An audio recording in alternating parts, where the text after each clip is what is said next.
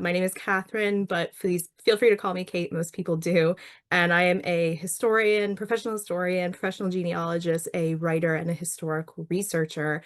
I've been doing this for the last few years and I absolutely love it. It feels like detective work to me. But I'm going to talk to you today about how I landed in my field because, as somebody who does a lot of work with genealogy but comes at it from a history background, being a trained historian, I tend to approach research a little bit differently, and I found ways that I believe by combining the two disciplines, I tend to get a lot more out of my research. So I wanted to share that experience with you, but also leave you with some tips. So if you are researching your own family history and you maybe want to learn a little bit more about people who seem really far away, hopefully this can help you. So first, just a little bit more about me and my background. As I said, my background's in history, so both my bachelor's and master's degrees are in history. And when you study history, contrary to I think what a lot of people think, we're not necessarily just memorizing dates and names and becoming an expert on, one facet of history. A lot of, you do that, but a lot of it also too is just learning skills in researching. So part of being trained as a historian is learning about sources and different kinds of records and where we can find human stories. So whether that's in an archive, I was trained to use archives. I was trained to read old handwriting based on the periods I was studying. I was trained to judge sources based on, who would have written them, what kind of maybe biases are present in the sources. So it tends to be a little bit broad sometimes, but the idea is that then you can apply those skills to any period that you're studying, really. And we also learn to ask really big questions about what we're studying. So with every niche subject, no matter how small, fits into a wider, bigger story. So it's a different approach than maybe some people who do genealogy are used to, but you still learn really interesting and really valuable research skills, and you learn to contextualize everything. So this was my training. I spent, 10 years building up this training. And I didn't really ever have genealogy on my radar because I was looking at bigger topics, bigger concerns than maybe some even people in my own family tree. That is until I was working at a historic house museum in Maryland, right outside of Washington, D.C., called Marietta House Museum. And part of my job there as the assistant curator and the historian in residence was to document all of the people who had lived on the property, both free and enslaved, because it was once a plantation. And in doing that work, I really fell in love with the detective work aspect of the research, trying to figure out who lived here, who was everybody, what were their names, what were their stories. And I figured out through talking with other researchers that that's really something that's more aligned with genealogy, that very like hyper-focused local research and trying to build these lineages, especially with our enslaved communities at the museum. So I fell in love with it. I realized that as much as I enjoyed the big academic research facet of history, I also really liked just investigating small stories and small people within the records. So I thought, even if I don't embark on any kind of career in genealogy, at least I want to learn the skills. What can researching genealogy and what can learning the trade of genealogy teach me, and how can it enhance my history skills? So it led me to then start learning about genealogy. I was taking all sorts of courses. I went through the Boston University online program to get a research certificate in genealogy, and I just started exploring all these stories. And the more I started taking classes, the more I thought, you know, the disciplines are related, but they're actually not the same. In fact, I went into my first day of the Boston University online course being really cocky, thinking, I have 2 degrees in history. None of this is going to be complete Greek to me. And I was amazed at how untrue that was. it's sort of like if you have a language that's similar to another one, but they're different enough, like going from Spanish to Italian. They're similar and you can see how they overlap, but also they're extremely different, and it's going to catch you out if you make a mistake. So really it was a learning curve for me because genealogy is so data driven and it is so precise in how you approach the research. It was very different to what I had learned in history. And like I said, it was a huge learning curve for me, but I did learn it. And now I want to show you the differences that I learned in learning both ways of researching. So as many of you probably know, because you came through here through the Genealogy Center, genealogy primarily focuses on lineages, right? You are researching the names and the dates and the relationships of specific people and building a tree in order to figure out your own or somebody else's lineage, their direct lines of descent. And because of this, because it is so data driven, really, you tend to have a very intense focus on having accurate sources and having accurate information. There's really no part of genealogy that doesn't usually require at least two concrete sources in order to validate it, right? Everybody in the genealogy community is so interested in making sure everything is precise, everything is true, everything is factually based. And because of this, to be a genealogist, it does require an expert knowledge of the kinds of records that are available that can help you. So vital records, especially that show these relationships, that show these dates that you need, or you can go through some lovely librarians to help you with that. But it requires so much precision. And that's really what struck me as I was learning how to research genealogy, was just how it was almost scientific. Writing a genealogy research report is almost like writing a lab report if you're a scientist. Everything has to just be so spelled out for you, and it has to be so well documented. You can't just throw a random fact out there without citing your sources, which is great. And I always really liked that part of it because it really gets to the heart of what research is supposed to be. It is supposed to be factually based. But the thing that I didn't like about it, coming at genealogy from a historian's perspective, was that in creating these family trees and in reducing people and human stories into data to put on a family tree, I felt like I was losing who these people were. I felt like I was neglecting the fact that these were people who lived, who had experiences, who saw history happen. And I always really wanted to deviate and I always wanted to get in the weeds, but sometimes I couldn't because I was focusing so much on that, precise data, as I mentioned.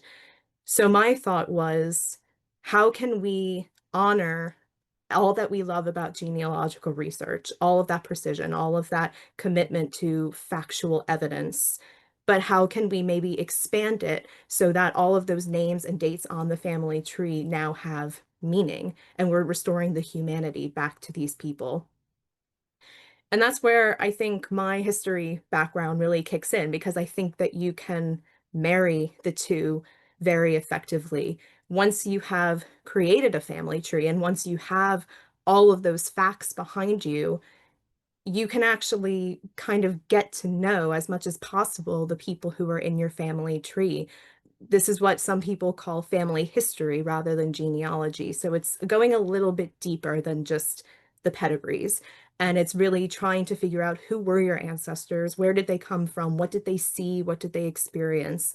And that's the kind of stuff that I like to do with so many of my clients that I have, is just let them get to know these people, open up a window as much as possible into the past. And I think that anyone could be able to do this, to really understand a little bit more who and what they're researching. And it might seem maybe a little bit off focus to consider big topics like maybe how your ancestors reacted to certain things that are happening in history, but actually in doing so, you can gain a lot of valuable insights. You can ask really big questions like, what social prejudices did my ancestors face? Was there kind of a social or racial component to their histories that we can unpack to learn more about them? But actually asking those questions could lead to, filling some gaps in your research. Like if you know that one of your ancestors was of age to participate in a war, you know then that you can go look at certain war records to find out more about them. That's the kind of context that comes from studying history that really breaks down a lot of walls that maybe wouldn't be there otherwise. That's really what I strive for is context, I think is the big word here. Just learning how to really understand these people in order to just unlock as many doors as possible. I don't want to leave any stone unturned. And I might not be able to know any of these things for sure. It could just be conjecture, but it's a closer experience than I had when but I was just looking at it from the family tree side, the names and the dates.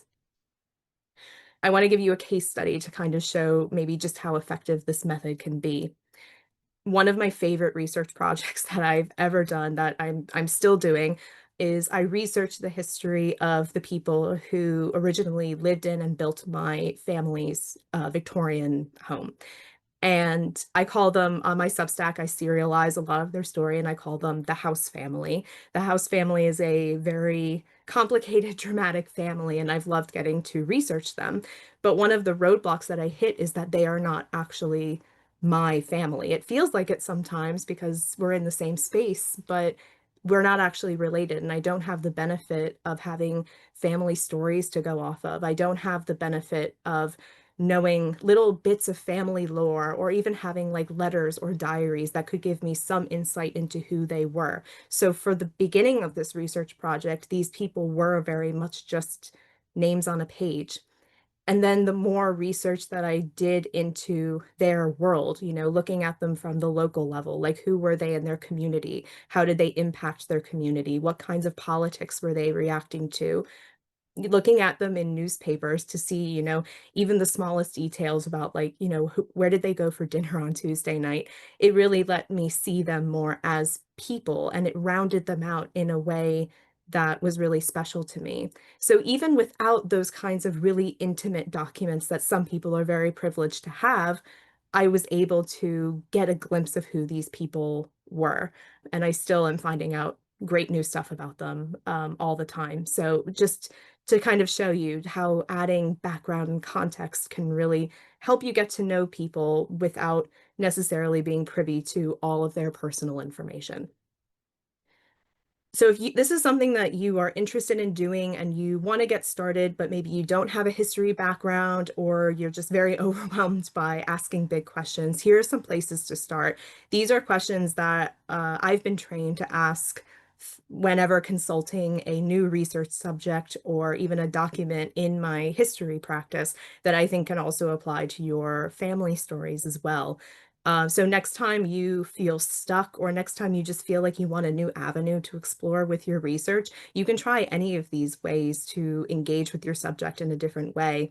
You can think about one of my favorite things to do, especially with, some of my research subjects who were alive in the 19th and 20th centuries, is think about how much the world changed over their lifetimes, especially if you have somebody who enjoyed a really long life. What were the social changes? What were the technological changes that happened through their lives?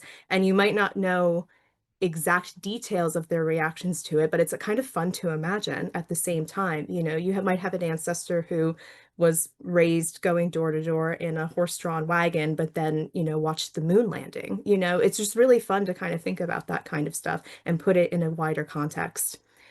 But then too, think about major world events that they lived through. Like we said, if you know that there was a war happening, maybe your ancestor was of age to be drafted into that war. Draft records are a great record for, finding out personal information about people. Now you know to go look at that, but you also know maybe, how they reacted to things based on their geography, based on their social backgrounds, that kind of thing. Politics, social changes, do you have an ancestor who was among the first generation of women to be able to vote in the United States? Those kinds of things can really illustrate the lives of the people you're studying, even if you don't know it for sure. backgrounds of people, their social, cultural, racial backgrounds. Of course, those things affect their lives, but now imagine how. Try to research people who were in similar circumstances to see how they reacted to those things. If your ancestors are like mine and many of them were immigrants, you can research maybe what the culture was like in certain cities for people of that background, or the sorts of, prejudices they faced, or why they chose to come to the United States. Maybe there was some political unrest at home. All of these things can really add another layer to your research. And then, like I said, one of my favorite research subjects I've ever come upon was because I was researching the history of my home. But if you research the history of your ancestors' homes as well, you might find out a lot of really interesting stories about them, or even just their locales, the people who are near them, what was happening in their backyards, what was happening with their neighbors, all of these things. Context is really the key word here. All the context you can add can really help, I think, enrich these stories. But if you're still kind of stuck, or you want to ask these questions and you don't really know where to begin, honestly, the simplest thing to do is to read. Go read some books, even glance through Wikipedia, however bad a rap it has. Learn about the time periods that your ancestors lived through. It can just provide so much insight. It can add such an interesting background to your research. My advice is always to start wide and move in, because you might find some tidbit that, and you just keep zooming inward and inward until you find the thing that you're focused on. You can search for your ancestors in local newspapers, especially if they live in a small town. The littlest things might be reported in a newspaper, in addition to the big things like births, marriages, and deaths. You might find that they were members of these local, social clubs. You might find that they were involved in political rallies, that kind of thing. And then you can go research a little bit more about those clubs or about those politics, and to really give context to your ancestors' story. If you need help finding local newspapers, a great place to start is the Library of Congress. They have a great website that has digitized so many newspapers across the United States, but then they can also direct you to local libraries that have the copies of newspapers that you need, or through genealogy centers like this one. All of them can help you figure out what newspapers you should be looking in, because that is a great resource for this kind of thing. Like I said, researching the history of your family's home, that's where you would go into old deeds and property records. You might find out some really interesting stuff, like when your ancestors bought their first home, what was the mortgage? And it might seem like a really small thing, but it's kind of cool to know too. Learn about the neighborhood and the neighbors. In genealogy, there's a really common practice called the FAN method, FAN, friends, associates, and neighbors. If you're stuck, if you've hit a brick wall and you can't find your ancestors, you look at the people around them. It's sort of the same thing. If you want to learn about them, you look at the people around them. And then just everything I've been saying, keep asking questions, expand your curiosity, think about the wider context after you've found all the facts, because it can really, I think, add a little bit more humanity back into all of the facts, the straight facts. Even the most general questions can provide extraordinary insight, and you never know. You might have a brick wall that breaks down because you've stepped back to think about the wider picture. So, as a historian, as a genealogist, both, that would be my biggest advice for people who are interested in looking through their family's history, is you never know what you can find and what you can learn when you stop to remember that your ancestors were people. They weren't just names and dates. They weren't just, a trail that leads to you. They were going through experiences, and you never know how many of those experiences really shaped you and your experience as well. If you want to learn about me, I am on the internet. You can visit my website, but also I write about a lot of these experiences and a lot about my research on my Substack page that you're welcome to check out as well. Please feel free to drop me a question, and thank you so much for listening and for tuning in. Thank you so much. All right, so we don't have any questions yet. So let's go ahead and just have a conversation for a few minutes until Sure. there might come some in. Usually people wait till the end. But when we were talking earlier, maybe we could bring up one of those topics again. We were talking about how boundaries change and how that's such a really important thing to learn as Definitely. where people live. What have you found with that in your experience? Just like I said, a lot of, I think, people, a lot of brick walls that people face can be broken down just by knowing even a little bit of the historical context. You and I were talking about how people might think that there are no records in a certain state before it was created. We used Maine as an example because Maine was part of Massachusetts for the first few years of its existence. So you would need to know that history in order to know to go look at Massachusetts records before a certain point, or boundaries change. I've had experiences where people get DNA kits back and their whole world is shaken because they are identified with a certain region of Europe without realizing that the boundaries have changed so often over the last 1,000 years.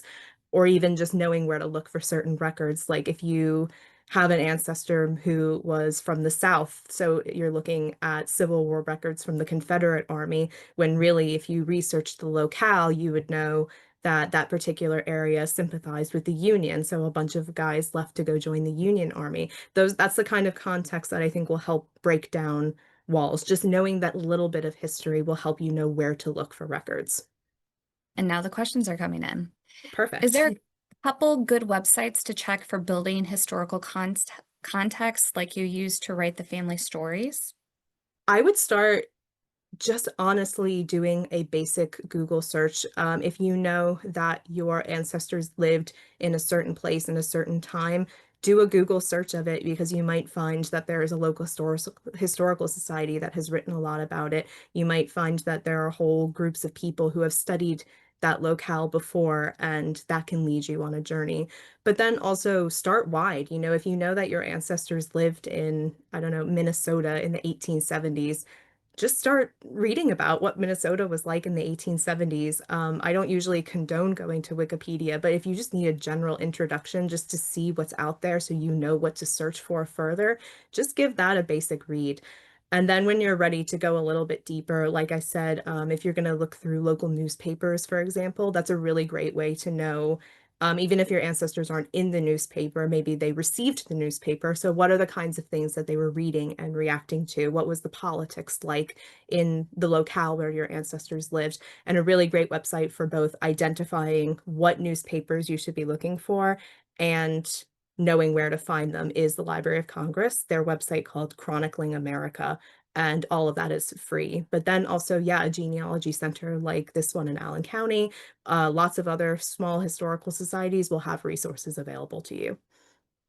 You mentioned validating sources or resources. Would you explain what methods you use? From a genealogical point of view, validating a resource is something like just checking to see where it came from, why it was made.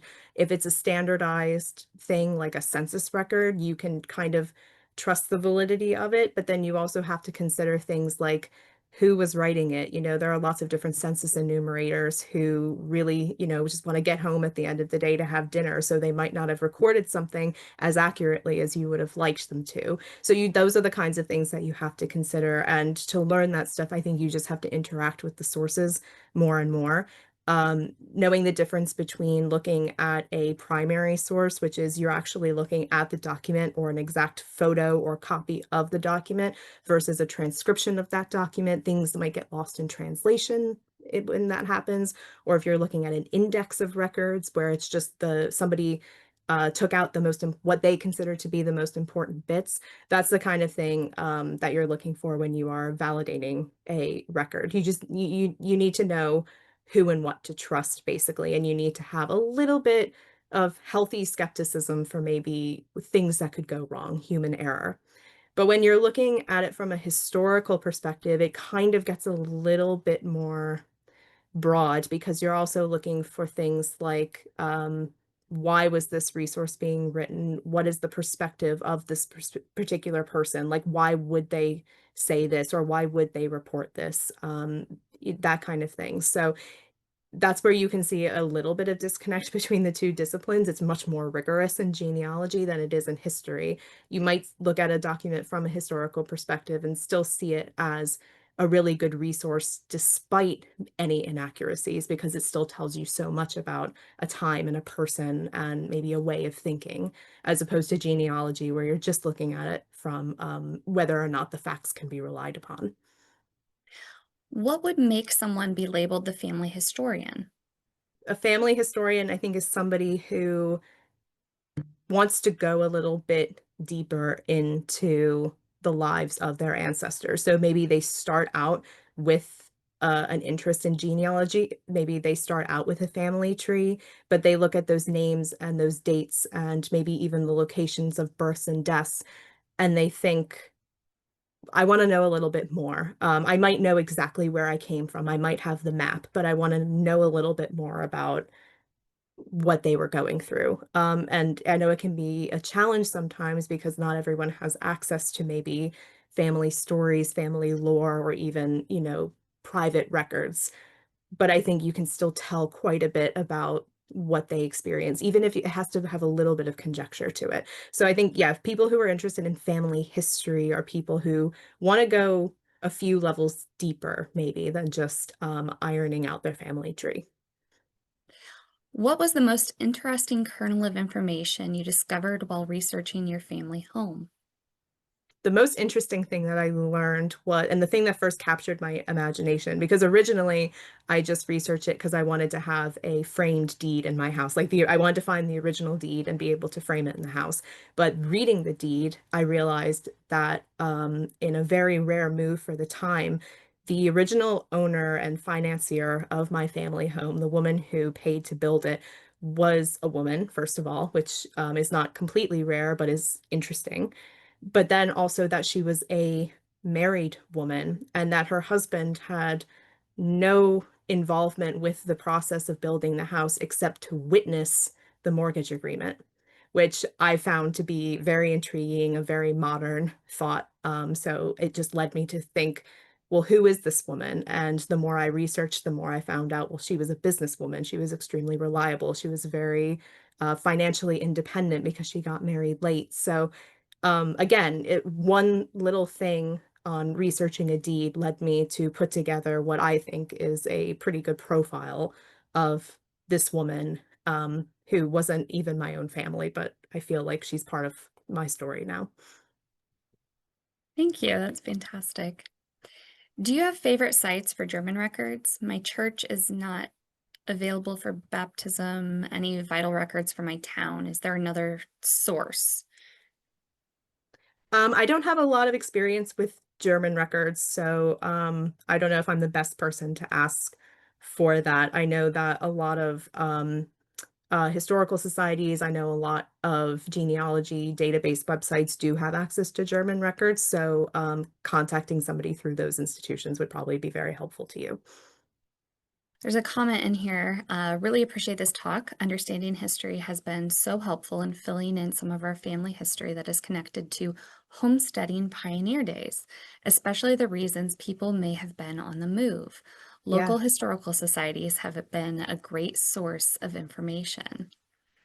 So that's a really good point. Thank you. yeah, definitely agree with that. Because even if you don't know the specific reasons to say, understand why maybe your ancestor had to move or wanted to move, by learning the experiences of others, you can at least begin to think about it and theorize, which is better than having nothing. Thank you so much. We really appreciate you coming and giving this presentation. And thank you, everybody, for joining us today. And hopefully, we will see you again on Thursday. Have a good rest of your day, everyone. Bye. Thank you so much.